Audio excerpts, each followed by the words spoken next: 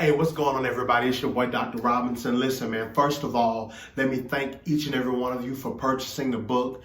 I'm so glad that you guys not only purchased the book, but you're lending your mind to the study, this class. I think it's going to be a great tool and a great resource. Listen, I know we're all busy. It's right around the holiday time, so I'm not going to keep you very long. I'm just going to come and do these and give some quick points.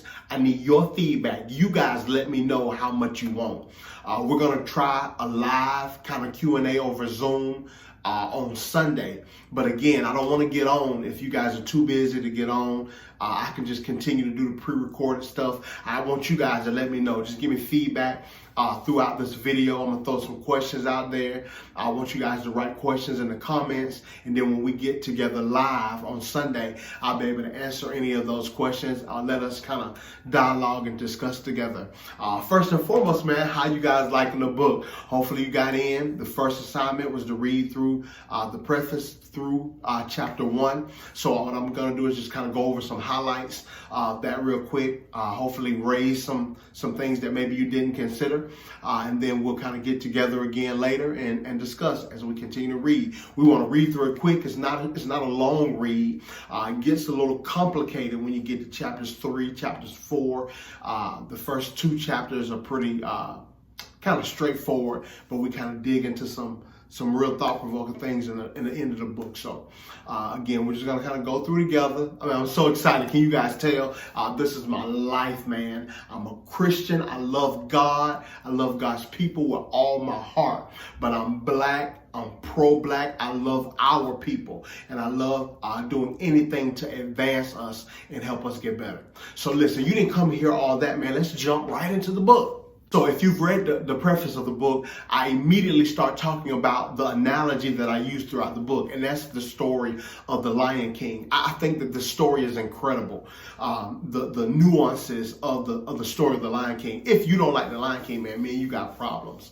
I could go on and on for days about some of the symbolism and the metaphors that we can talk about, how it demonstrates the plight of African American people. So here's one thing: as you first read the book, some of the first things in the bold print, I want to throw that out there right now. So we talk about the main character, Simba, and the way he has these struggles in the book, dealing with his destiny and his history. That's so important. So it plays out in the character. You see me talk about this first off in the book. First, geographically, right? Where he starts off, where he ends up. Right? That's important. That's major. He's in the Pride Land. He ends up in the wilderness. He goes back to the Pride Land, right? It's so important geographically as we look at us and where we are, that initially our people were on the continent of Africa, that we've been displaced and now are in America. And if not physically do we relocate back to Africa, at least mentally we got to have some type of connection, right? So first it was geographically. The next thing that you see is relationally. You see Simba in the way he meets people, right? When he's in the wilderness, what are the influences in his life? The people who are speaking into his ear, who is telling him about himself, and what is he believing about himself? The relationships that we have is so important. Us as African Americans, man, who are we surrounding ourselves with? Who are we listening to? What influences are speaking into our life, telling us about ourselves? What are we believing about ourselves? So geographically, relationally, and last you see emotionally. Now Simba is plagued, man. He's being haunted by this conflict, this tug of war between his destiny and his history. He's running from his history. He's being pulled towards his destiny. But what we'll learn is that he can never get to his destiny if he doesn't first revisit his history. Listen to me. That's how we are. We all have this internal struggle because we know who we see ourselves as. We know even who God calls us to be. But there's so much speaking to us that has presented African Americans as being less than we were created to be. So there's this emotional struggle within ourselves. What can we accomplish? What can we become? history would have you believe that we're just the descendants of slaves, and that's where our history starts from, as slaves. But we're much more than that. But this emotional conflict on the inside of all of us is something that we need to get a hold of and understand where it comes from and what is leading us towards. So this whole struggle that Simba goes through is just like the struggle that I feel African Americans have to go through. So stay with me, man. We want to talk about this stuff. So again, I believe it's true that Simba will never reach his destiny if he doesn't first revisit his history. As Black people in America, I think that for us to live, get to reach the pinnacle of our existence, the life that God designed us to live, we cannot reach what that divine destiny is without revisiting our history. It is critical, it's tantamount that we understand where we come from, the legacy, our heritage, right? The lineage, our heritage is so important for you to be able to get to the next place that God is taking you, for you to get a glimpse of where you come from. How do you know where you're going if you don't know where you come from?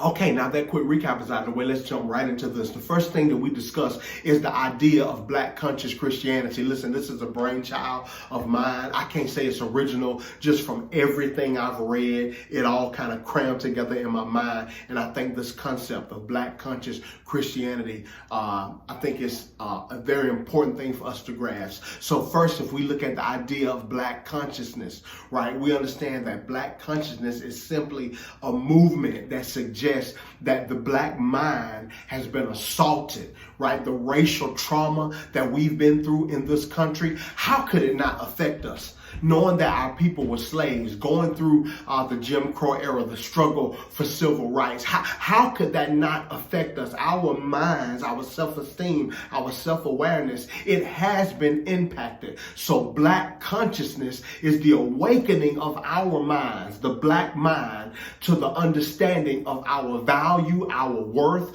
our connection to Africa, and the many contributions that our people have made across the world. Black consciousness, right? And you connect that with Christianity. I'm a Christian. If you're on this, probably you're a Christian as well. So we love God. We believe in Jesus, man. But there are a lot of things about our faith that have never been addressed. And that as people are becoming more intellectual, they got questions, right? And they're questions that I think we should be able to answer. Because as you've read in the book already, there's been tension between the Black conscious community and the Christian community, right? There's in my opinion, an understandable tension. But these concepts shouldn't be opposed or in conflict to one another. They should be in tandem to each other, because I want us to be woke when we embrace Christianity. I want you to know that there's a component of faith that is connected to the continent of Africa, to your people. We Black people play a major part in the story of Christianity. Black consciousness is just Black people being aware, understanding their value, their worth, their connection to Africa, and their many contributions in the world, right? So here's the first assignment. This is what I need you to do. I want you to look at a couple of different things.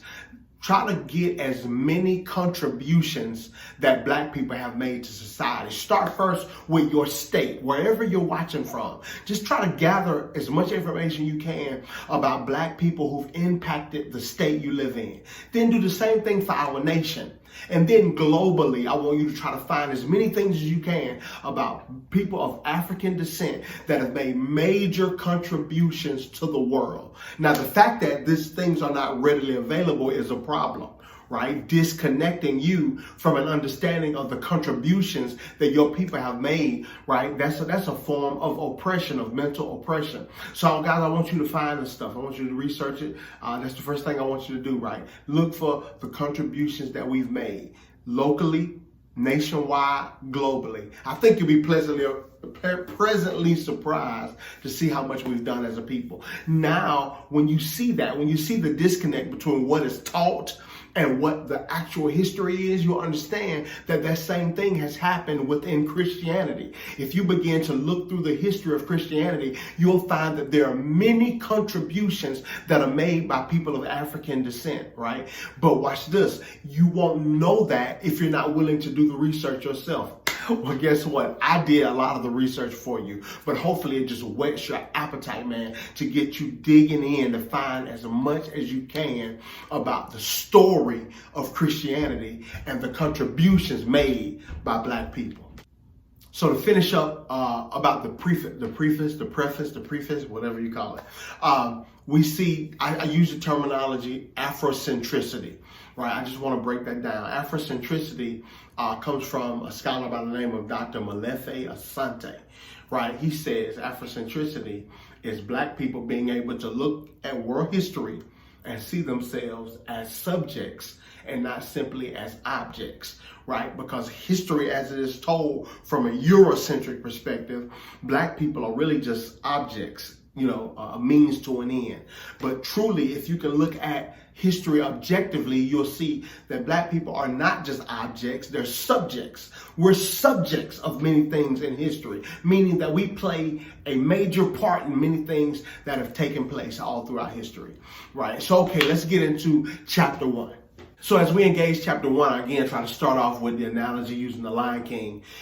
Things that we see, Simba leaves the Pride Land, right? He leaves his homeland and he goes into the wilderness. When in the wilderness, he's confronted with this problem-free philosophy, Hakuna Matata, right? Y'all know it. It really teaches him to forget about his past, move forward to the future, forget about his past. And that works for him as he's living in the wilderness, right? For survival, he's able to adopt this problem-free philosophy. If he's going to continue to live in the wilderness, continue to live displaced in the wilderness, that works for him. But what we discover is that for him to get to his destiny, he can't continue to erase his history. He has to know what he's done, because here's the picture. Simba is living in the wilderness, a place that he doesn't belong. And in order to fit in, he has to change himself. He can't eat what he normally eats. He can't roar like he normally roars. He has to change himself to fit in, right? The more and more he acts like the lion he is, the more fearful others will be of him. So in order to try to belong in a place that he doesn't really belong, for survival, he does particular things. Here's what I want you to see. That's us in America.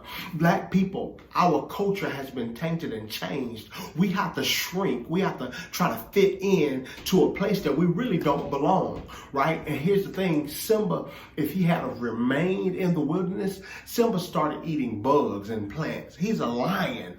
He hunts, but he changed himself. And if he had stayed there, if Simba would have had kids, his kids would have grew up thinking that that was the way lions are, right? And if their kids had kids and their kids had kids, the further they were displaced from their actual heritage, they would have become more like the survival mechanism in the wilderness. Ding, ding, ding, ding. Do we get that? In America, many of our cultural ways, many of the things that we embrace have to be changed and altered. We've adopted things for survival in this country that are not beneficial for our people, but because it's what allows us to belong, those who survived slavery, they had kids, their kids have had kids, and their kids have had kids. And there are many ways that we function within this society that is not the best for our people as a collective, right? We're suffering from the Simba syndrome. I wish y'all would be with me. Understand what I'm saying? The Simba syndrome. We're very much like Simba in the wilderness. Listen, man, you guys think through this. Ask some questions, give some dialogue. I hope you guys just don't listen to me, but you show me your heart and what you're getting out of the book. Okay, let's continue. So again, here in this next section, I try to be transparent as a pastor, right? A young pastor, kind of cool, kind of hip, probably show that I ain't as cool as I think I am, but I'm approachable. That's the word I'm looking for. I'm approachable. So a lot of people come to me with questions, and you don't know how many times I've heard from young Black brothers, man, that Christianity is a white man's religion. That y'all in that church, y'all got them white Jesuses with the blonde hair and the blue eyes on the wall. You worshiping a guy that looks like your oppressor, right? I've heard all that stuff. And the thing is that these people, again, the more conscious you become, the more questions you have, right? There's a clip of Muhammad Ali asking questions. I might actually insert that clip. Yeah, he say, why everything white? Everything good, white, everything bad is black, right? That's what we see. Even when it relates to Christianity, the angels are white, Jesus is white, heaven is beautifully white, and everything is white, right? We see that stuff, and the more conscious we get, we begin to ask questions, and I love it, right? But what I'm pushing is that as believers, we ought to be able to engage those questions. You can't just tell people, oh, Christianity ain't black, it ain't white man's religion. You can't just say that. You need to be able to engage it. And by the time we're done, you guys are going to be able to engage that question, and I hope save some of our young people from being led astray from the faith. So again, a quote is that whoever has the pen controls the narrative, right? Lions will always be the villains if hunters are the one telling the story. So that's the same way I feel about Christianity, right? People need to hear the story of Christianity told from the perspective of the lions and not the hunter. So that's what I think we can do in this idea of Black Conscious Christianity. We can tell the story of Christianity from the perspective of people of African descent. This in no way tries to present black people as being superior, but what it does do is guarantee we are not inferior. Okay, guys, that was really quick. I want to get in much more detail.